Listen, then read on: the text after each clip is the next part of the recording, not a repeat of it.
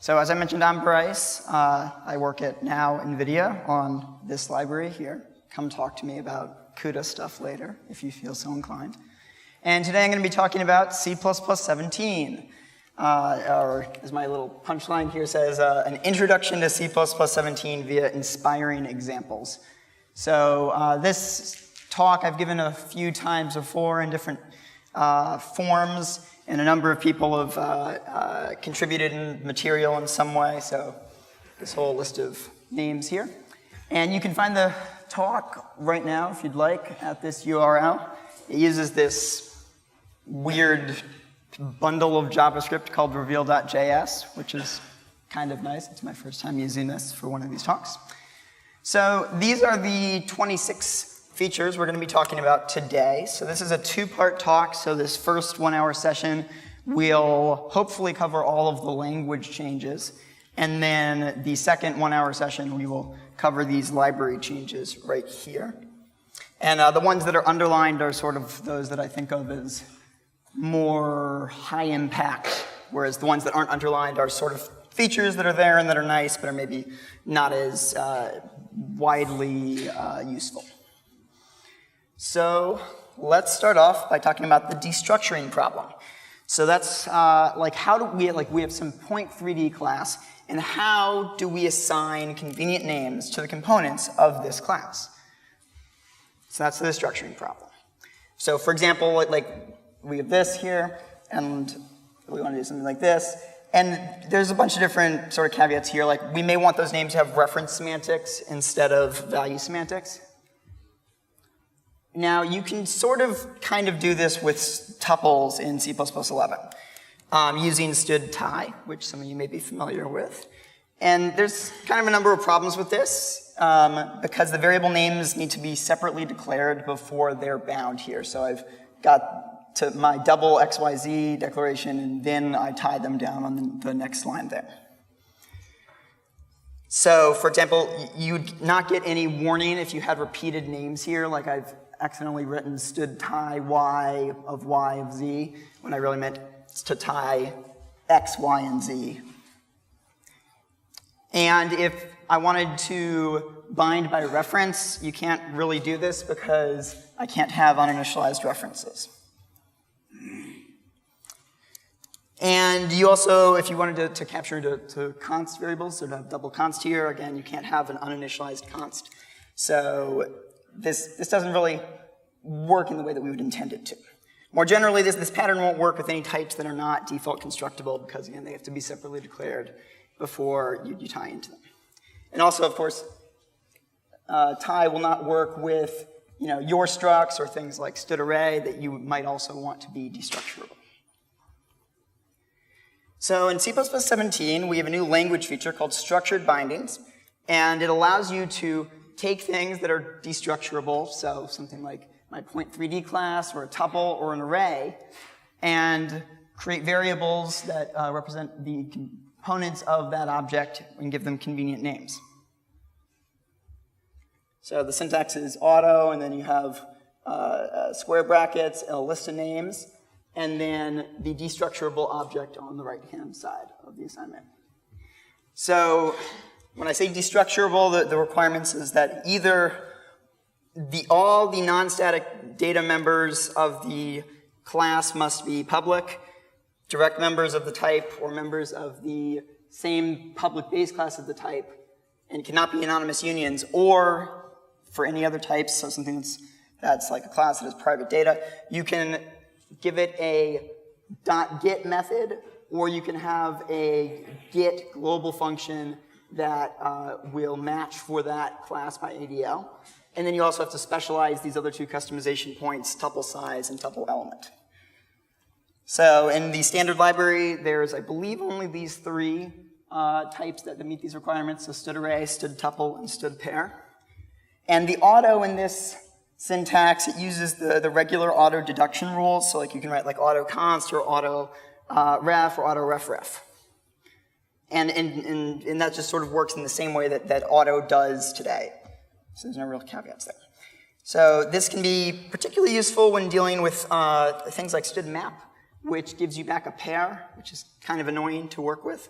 So this is right here. This may be a little hard to read, but I've got a range-based for where I have auto ampersand, ampersand, and then key value, and then the map on the right here. So I don't have to deal with any of pairs ugliness, which is quite nice. And here's a, were these in the wrong order? Oh no, this is a before and after. So this is the next feature I'm going to talk about, which is also sort of about std map, this example at least. So we often end up introducing variables right before an if, even if we're going to use the variable only within that if statement, because the if condition uses the variable. So like right here, I've introduced this auto it in the outside scope, but I'm only going to use it within this, within the if condition and within the statement associated with the if condition. Now in C++17, we've added a new feature called selection statements with initializers. So it's sort of similar to the syntax you're familiar with for statements. So you can do if, an initialization statement, and then semicolon, the if condition. So I can take that iterator that I created here, and I can just initialize it right here, and then it will be available in this scope right here. So the syntax looks like this. So if, init, condition, then you have your two statements here. And what it's equivalent to is putting that init into a, like right before the if statement in a new scope. So this is just like a little syntax hack. One thing to keep in mind here is that the variables in the initializer are in scope for all possible branches following the initializer. So in this example here, I have an if init condition statement here where I introduce x. So x is in scope here. Then I have this else if where I introduce y. And both x and y are in scope here. And then in the last else here, both x and y are in scope. It's a little unintuitive, but like if you expand out this, you can see why it works like this. So this feature can be very useful when dealing with locks. Like suppose I'm trying to implement this class string pool, which is supposed to be a thread safe sort of like cache of just strings that have memory associated with them, so that we don't have to go and allocate new memory. So we want to implement the pop method for this string pool. And so we implement it like this. So first we have a default constructed string here. Then we go and try to acquire the mutex. And if the pool is empty, or if the pool is not empty, we go and swap the last string in the pool with this temporary string we've created. And then once we are outside of this if statement, we go and check if the capacity of the string is smaller than the capacity that we've requested. And if we do, we go and ask the string that we just got to reserve a new one. So if we didn't find a string here, this reserves the desired capacity, and then we return here. So there's a bug here, of course, or sort of a performance bug, in that we are holding this lock while we're doing the reserve here. And that's not good because that might be allocating memory. You don't want to hold a lock while you're allocating memory. So to fix this, you would put a scope around this lock guard in this if statement here so that the lock is released before you reach this branch in the possible reserve right here. But it's kind of ugly because you have to introduce, the extra squiggly brackets. I really don't like having more squiggly brackets than I need in my code. It makes it harder to understand. So with this new syntax, you can just put the lock guard right in that if statement here, and the scope of the lock guard is just right here, and it'll be destroyed right here in the lock released.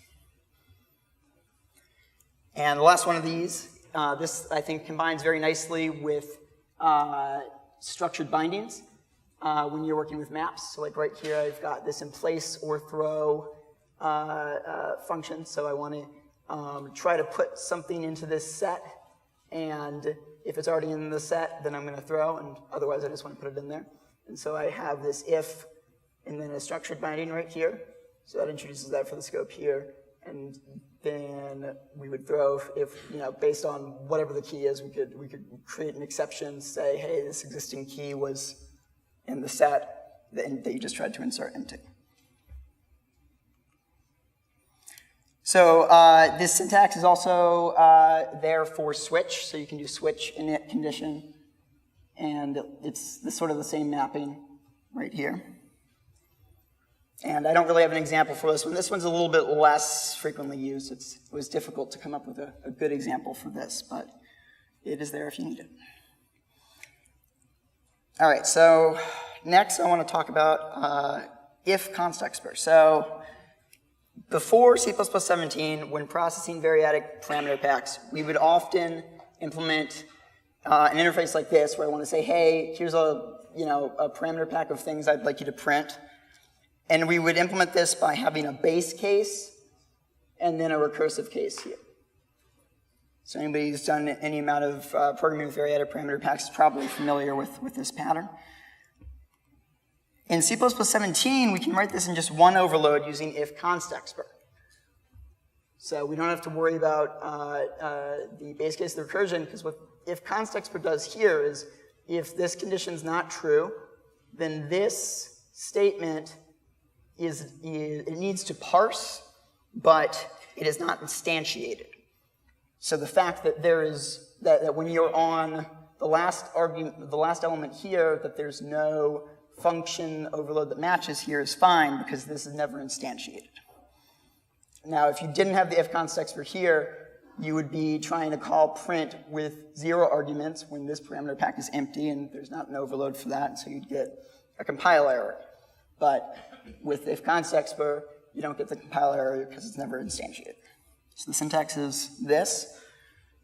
And at some points in time, this has been called const expr if, because the syntax used to be the other way around, but that got complicated because then you needed to have additional const exprs when you wrote else branches. So it's a little unintuitive if you read some of the early papers about this feature, and some people still call it const expr if, but you write it if const expr. So the condition must, of course, be a const expr expression, and the statements are discarded if the branch is not taken. So they can use variables that are declared but not defined, and discarded templates, the discarded statements and templates are not instantiated. So, yeah, so we already talked about this. Yep. So this can be used to replace Svine in a number of places. So if you're writing make unique before C++11, you would need to use Svine because you need to handle 2 cases. One where the type T is constructible, and you're going to do new T parentheses the list of arguments. But if it's not constructible, you need to do brace init. And so you just have this Svine condition here, constructible, not constructible. Now in C++17, you can just use if const expr here. And if it's constructible, only this statement will be instantiated. If it's not, then only this one will be instantiated. And you can do some more advanced things with this, like if you're familiar with, I'm sure, advance from the standard library. So it takes an iterator and advances it some number of elements. And usually this is implemented with tag dispatching. So there's different implementations that you'd want based on, depending on the type of iterator that you have. And so you go and figure out what is the iterator category of the iterator I've been given. And then I'll go call this other function which with an instance of this iterator category type, and overload resolution will point me to the correct implementation. In C++17, we can just use if const expr here to write this in one overload and simplify the logic so that you don't have to think about the overloading here, you can just sort of follow the control flow. If it's this type of iterator, you do this. If it's this type of iterator, you do this, et cetera, et cetera. Sorry, real quick. Yep. If there's any important parts in blue, can you point them out clearly? It's a little hard to see back there. I can't see the blues. Gotcha. Sorry. Yeah, I will do my best on that. Unfortunately, I have not checked how it was going to show up on the screen. My apologies. Is there any way we can kill the lights? I'll go see if I can find an AD person. Okay, that would be great. I got it. Yeah. Yep, they're on the first slide. Had the link. I can go pull that up.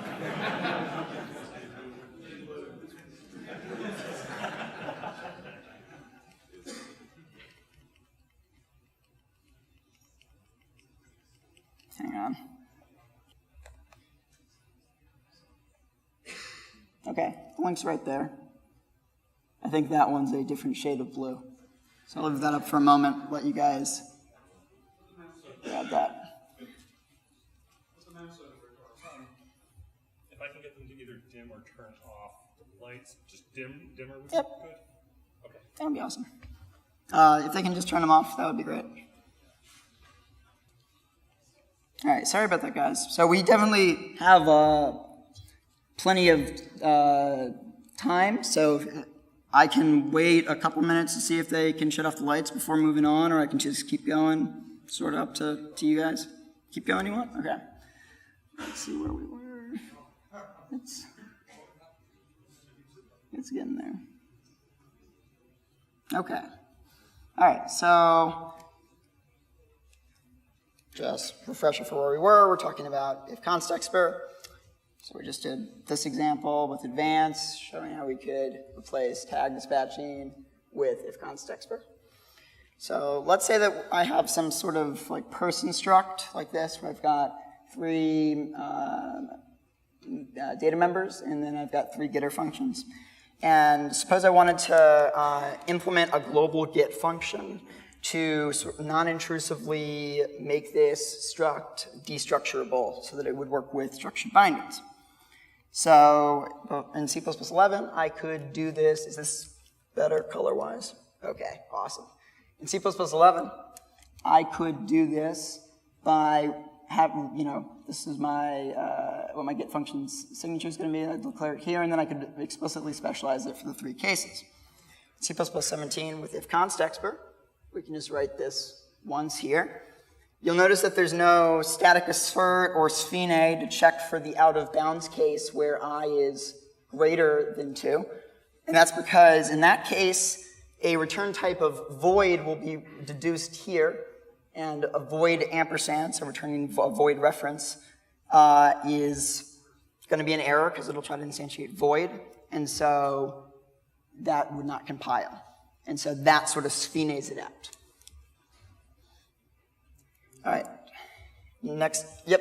So else will also work. So it would be if this returns this, if this returns this, this returns this will also. Yes. I believe so. Yeah. So next up, we're going to talk about fold expressions. So in C++ 11, if we wanted to write a variadic function like this auto sum here, so it takes a bunch of arguments and then it adds all of them together. We might write it like this, where we're going to have a number of overloads. We're going to have sort of some base cases, and then we're going to have a recursive case here. In C++ 17, we can write this in just one case using what's called a fold expression. So it's a new way of working with parameter packs. So I've got here this in parentheses, ns plus ... plus 0, close parentheses. So fold expressions apply binary operators to parameter packs. There are 4 types of fold expressions. They differ in the order of application and whether they take an explicit initial value. So an ernary right fold does not take an initial value, and it applies from the right. So it would expand out to this. Left fold would apply from the opposite direction. And then the binary fold, the same thing, except they take an initial value, which is what's given if the parameter pack is empty. So all binary operators are foldable.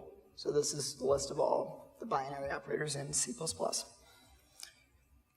So for this sum that I showed you guys before, what we have here is a binary right fold.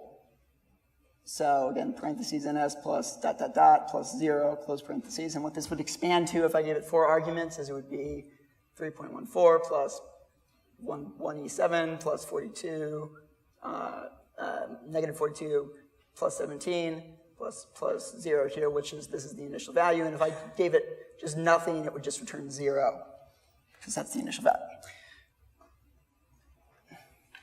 So a Boolean AND function would be a good example of a unary left fold. So this is going to fold over the Boolean AND operator. So it would just look like this, just ... ampersand, and then the parameter pack. And so like if I gave it 4 arguments here, we would expand out to this. So if I call it with no arguments here, what does it expand out to? Well, for these 3 operators, if the parameter pack is empty, they have sort of special semantics. If the parameter pack is empty, then the value of the fold is for Boolean AND true, for Boolean OR false, and for the comma operator, a sort of void default construction expression. And for any of the operators not listed above, an unary fold expression with an empty parameter pack is ill-formed. So you can do some, here's another little neat one. This is a variadic print function here. It's a binary left fold over the left shift operator with an initial value of stood cout. So the initial value is right here, stood cout. Then the operator's right here, ... the operator again, and then the parameter, or the expression that gives us a parameter pack here. And then this is not part of the fold right here. And so this for each arg here, so this takes a function and then a parameter pack of arguments and calls the function once on each argument. And this is a unary right fold over the comma operator, and it takes advantage of this. Oops. It takes advantage of that last special case right here.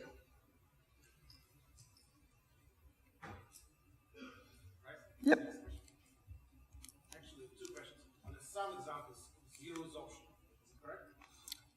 0 is not optional because we're summing over the plus operator. And the special cases here, so you need to provide the initial value for operators that are not covered in the special cases here, or if the default initial value in these special cases doesn't work for the types that you're dealing with here. And the second question for the print example. Yep.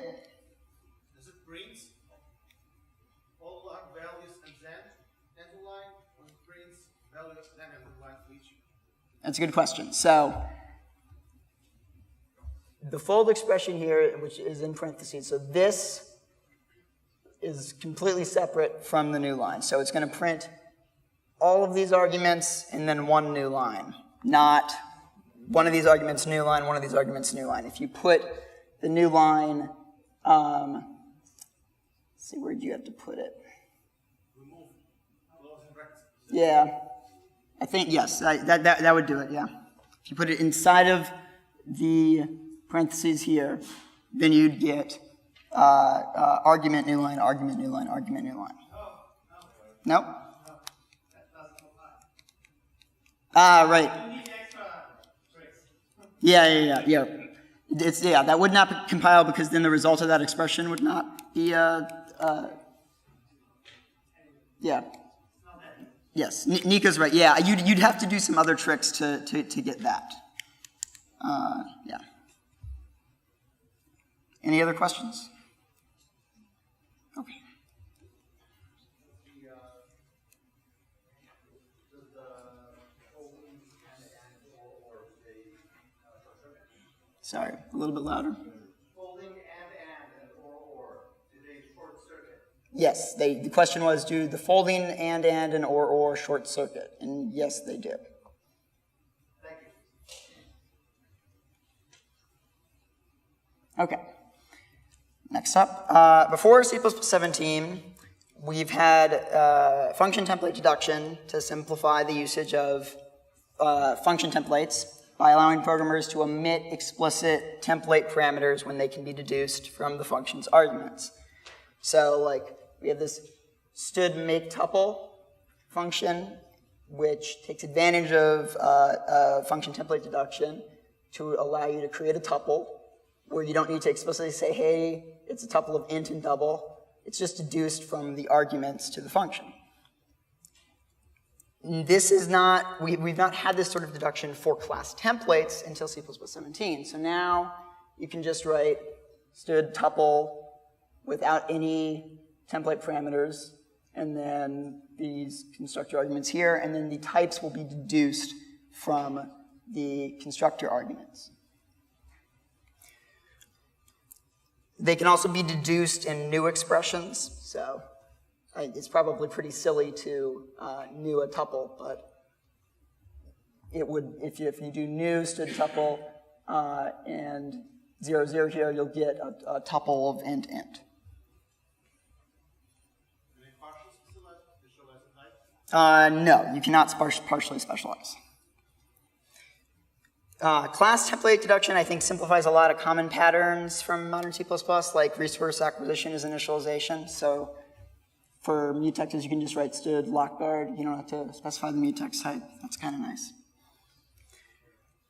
So the class templates parameters can now be deduced in declarations, function style cast expressions, and new expressions. And they're only performed if no template arguments are provided, and there's no partial specialization. You can't provide one of them, like right here. That's not allowed.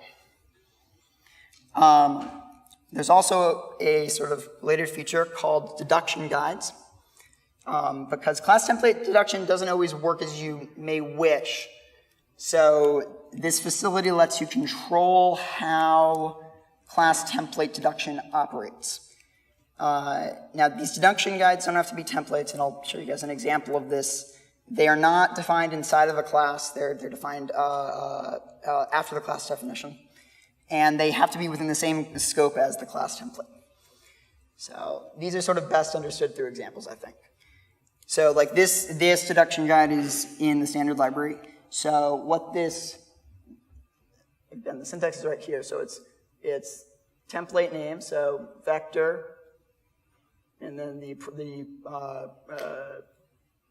parameters here, and then a right arrow in the type that this constructor should deduce to. So this is for vectors constructor that takes two different iterators. If we didn't have this deduction guide, it would try to deduce this as a vector of iterators, and it wouldn't know how to figure out what the value type is of the iterator. So what this guide says is, hey, if you've been given two iterators here, this is how you go and find the correct value type from an iterator. And so for the vectors constructor that takes two iterators, this one here would go and use a deduction guide, whereas doing a vector from a initializer list would just use automatic deduction. So as I said, they don't need to be templates. So if I have this like template T here, struct name, it's got a constructor that takes like a first and a last here. I could have, there should be two character const stars there. I could have this deduction guide, which is not a template, which would point expression like this to this constructor. Sorry, there should be a second const star there. Okay, any questions on this one? Deduction guides are sort of a more advanced feature. They're a little bit, there's a number of caveats here in how they work.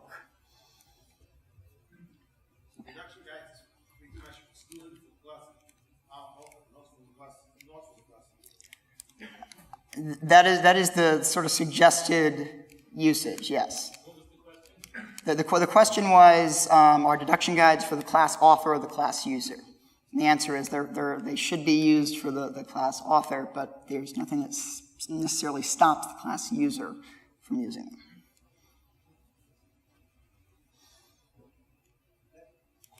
They have to be defined in the same scope. Yes. So, as an application programmer, you can't extend the deduction guide to the next SSD. That's not allowed. Right, but I could go and add this. If this deduction guide wasn't in the standard, I could go and add it.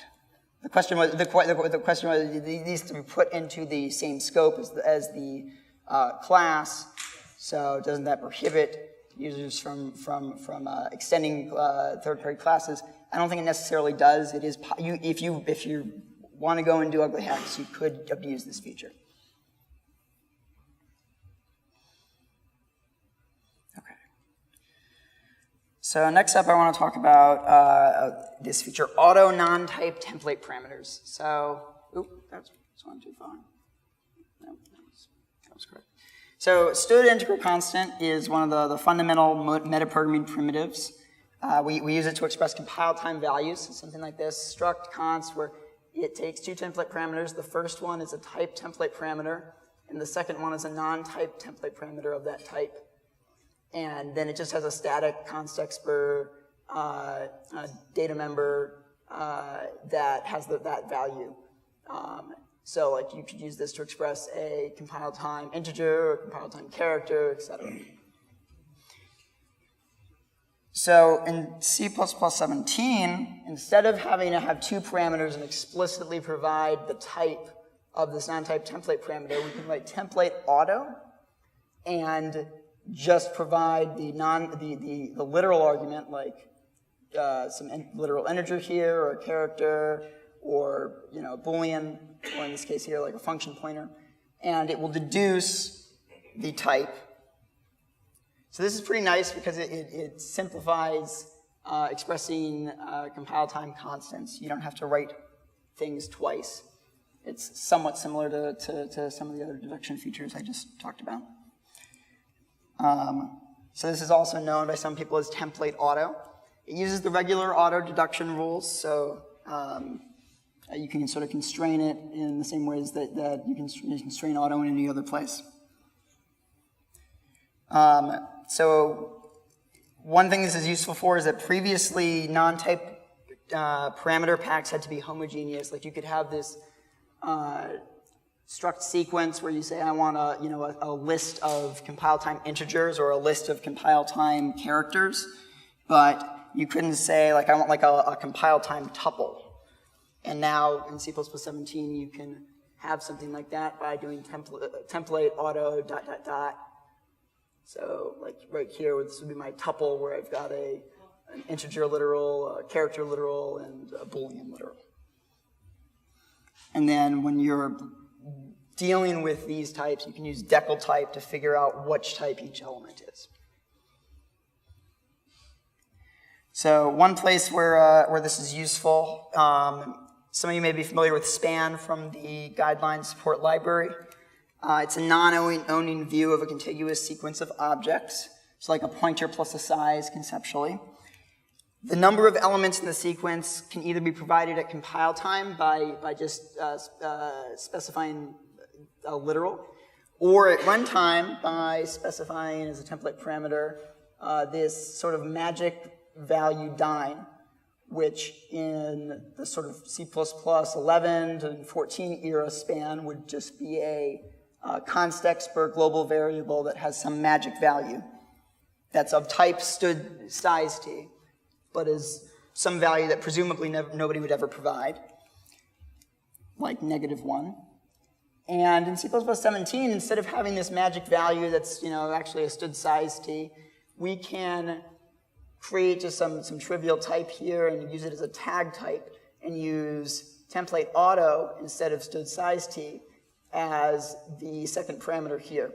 And then in this second case, when we provide dine here, we can use decal type inside of span to distinguish between this tag type that indicates something in this case that the length of the span will be provided at runtime via a constructor that to span, or that it's a std size t compile time literal. Speaking of tag types, C++17 addresses one of the major pain points for metaprogramming. C++17 introduces inline variables. So now I can mark this this global const expr, or this global variable as inline, and it's actually implicit for const expr data members, but it is required here. And then I can use this library in multiple translation units without having to deal with the ODR violations. So variables can now be inline just like functions. They may be defined in more than one translation unit as long as the definitions are identical. The definitions must be present in a translation unit that accesses the inline variable. And these inline variables have external linkage, so they're not static. And they must be declared inline in every translation unit, and they have the same address in every translation unit. And a static const expr member variable is implicitly inline. So like this is quite nice. So like before, if I wanted to have some global atomic bool as a flag to indicate that something's ready within some toy project I'm working on, I would need to have it in the header and have it extern, and then in the source file initialize it. But now you can just write inline std atomic bool ready and initialize it and put that all in the header, and that's fine. It can be used for multiple translation units. And also we could stick this inside of a struct and make it static, and it would still be fine. Just mark it inline. Oh, that was the last one there. All right, next up, I'm going to talk about two different features relating to using lambdas in const expr contexts.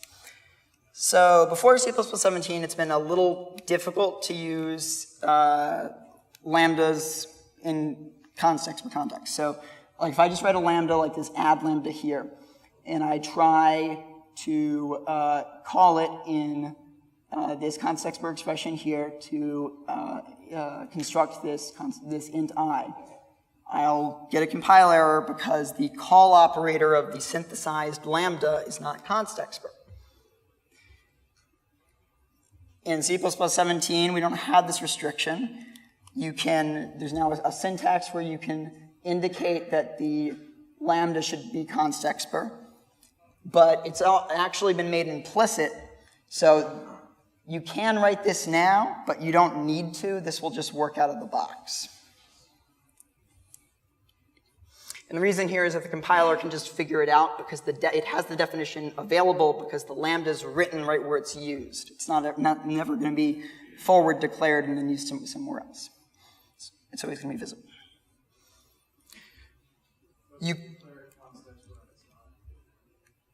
Well, but how would you declare a lambda const expr?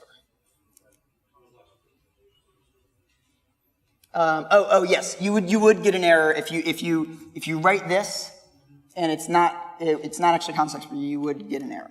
If you did something that's not legal in a const expr context inside this lambda, you would get an error. Whereas if you wrote this and you did something in here that you couldn't do in const expr, you would only get an error here when you tried to use it in a const expr context.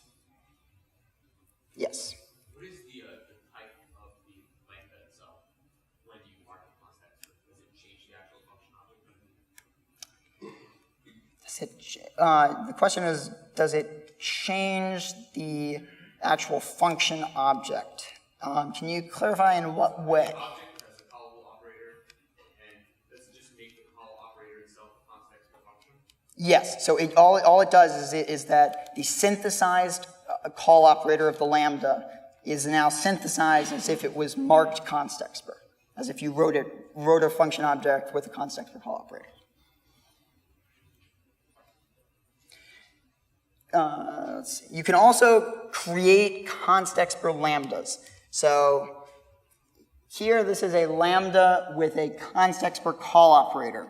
But this is a const expr lambda. The distinction here is that this lambda, you can call it, its call operator is marked const expr, but its copy constructor is not. Its constructors are not. Whereas this one does have a const expr constructor and copy constructor. And this is, of course, relevant if you have captures and your constructors and copy constructors and assignment operators are not trivial. So Louis Dion has an interesting use case for this, which is that he can use it as a way to implement an efficient tuple where sort of you do it recursively and use captures. He gave a talk at C++ Now, I believe, C++ Now 2014 about how to do this. All right. So before C++ 17, static assert required you to give it two arguments. The first, the expression, and then the second, a failure message. Unlike assert, which just requires one. So a lot of people like me got into the habit of often writing in static assert, something like isaddable, vt, and then just an empty string. Because we didn't want to think up a particular assertion message. We just wanted to get the assert fired if we made a mistake, and that it wasn't really something we were using, that we were expecting users to run into. It was just something internal. We didn't really want to provide a message. So now static assert has two forms. It can either take a message or it can not take a message. So this is a small feature, but it means you don't have to explain to your coworkers why you've written this. So also in C++ 17, return value optimization, which is performed by a very C++ compiler, more or less, wasn't required before 17, and now it is required. So prior to C++ 17, you could not write something like this grab lock function here, where it just takes a new text and then it constructs this temporary lock guard and returns it. The reason you couldn't write this is because even though it's very clearly going to be RVO'd, you get a compile error because the copy or move constructor would be required, and lockguard has neither. So in C++ 17, RVO is now guaranteed, so the compiler does not enforce that you have these constructors that would never be needed. So this is nice for writing this sort of factory function where you have a type that is not copy or move constructible. But it's somewhat of a small feature. Now, one thing to note is that only RVO is mandatory. NRVO, so named return value optimization, is not. So it's only this case, not the case where it's a named variable, like if it was one of the arguments here that you were going to return. Anything that's NRVO is not guaranteed and would still have these requirements. All right. So this is we've got one or two more, so we'll probably break a little bit early. In C++ 17, you can now declare nested namespaces. So instead of doing namespace A, B, C, you can just do namespace A, : B, : C. So again, this is just a little syntax hack. And then we've got this new preprocessor predicate called __ has include. And this can be used to test if a header include exists. So like right here, I'm doing #if has include. So if I have a string view available, then go ahead and include it. And otherwise, if I have experimental string view available, include it. And otherwise, just define this have string view to 0 here. And so what this does is just like it searches the header. It searches for the header, but does not actually include it into the file. So it allows you to test for whether a header exists. Pretty straightforward. Okay, so yep. How does that deal with different versions, compiling with different version specifications of C++? If I say it includes string view, but I'm compiling with C++ 14 or something, So the question was, how does this work with different versions of C++? The example you gave was that if I was compiling, trying to use string view, but using C++ 14. This is a good question. I'm not certain whether this is something that would be backported to compilers. I mean, obviously, if you're using a compiler that's older than this feature, it probably is not going to be around. I guess what I meant was maybe say C++ 20 introduces something, but that header wouldn't normally be available in C++ 17. Would it find it? So the question was, if C++ 20 introduced a header and but that was not in C++ 17, would this feature find it? When compiling with C++ 17. When compiling with C++ 17. I suspect that's probably. I'm not sure I have an answer for that. Let me get back to you after the break. I'd have to look that up. I'm not sure. I think it just finds it, and if you include it, you just get an error. My guess is that it's probably implementation defined, or What do you want me else to think? yeah. Just follow up. Can I just say if def, because this course will have include, do this?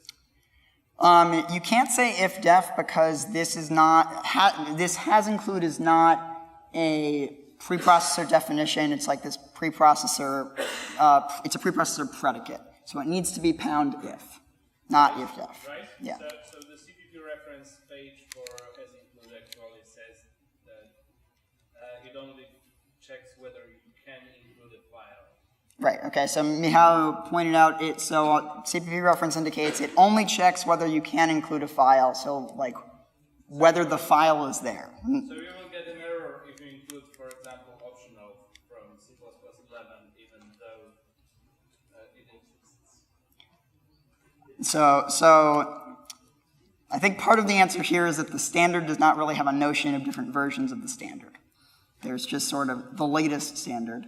And I'm not certain whether a modern compiler with a stood C++ 11 flag would make this feature available in that mode, because it's not a part of C++ 11. So you might just get a compile error because it doesn't know what has include is. All right, so that was the last of the language features. We've got 10 minutes until break. I think we'll wait until, we'll start on the library features after break. If anybody has any questions, yep. So the has include is not checking if this file has already been included in this compile module. No, it is, yes, it is testing for whether you can include the header. Yeah. Okay. Any other questions on this first half of the talk? Yep. Is there a way to test if a function doesn't, like because symbol or something? The question was, are there other forms of this to test for functions or symbols, or not right now? No. It's just this one particular one has include, and that you wouldn't be able to do that in the preprocessor anyways, because that would involve parsing. All right, I will see y'all after break.